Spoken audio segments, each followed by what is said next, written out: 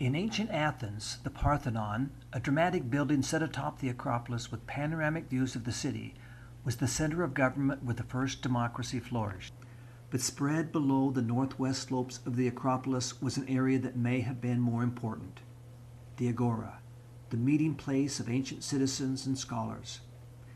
It was here that the ideas of self-rule, individual rights, and personal responsibility were deliberated, debated, disputed, and dissected.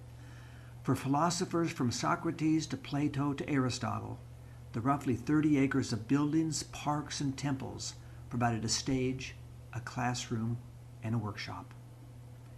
The temple of Hephaestus in Athena was finished in 429 BC, during the time that Socrates was teaching in the Agora, and during the same period that the Parthenon was built atop the Acropolis. The Agora, now a park-like setting of trails through ancient ruins, spreads out below the temple.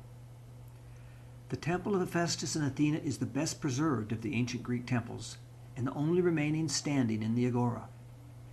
Looking at the temple, it's easy to imagine the splendor of the other temples in the ancient Agora, including the Temple of Apollo, the Stoa of Zeus, the Altar of the 12 Gods, the Royal Stoa, the Temple of Aphrodite, and the Stoa of Hermes. As you stroll the quiet paths of the Agora, where today's wildflowers mix with 3,000-year-old statues, your thoughts wander. What would Socrates think of the internet? Would Plato have an opinion on the decline of newspapers and the potential impact on a society's ability to self-govern? Is the digital world a return to a public meeting place like the Agora, where any citizen can stand up and speak and be heard? Today, citizens of Athens and tourists from around the world wander these paths, studying the ruins while enjoying a quiet respite from the busy streets. It's easy to forget that the principles we hold dear, the right to peaceably assemble, to elect representatives, and then to criticize what they do, the right to a free press and to freedom of religion, all took root along these paths, amid the marble columns and granite steps that today are just a dramatic reminder of the grandeur of 2,500 years ago. It is altogether appropriate, it seems to me, that Monroe County Community College's student newspaper is named the Agora.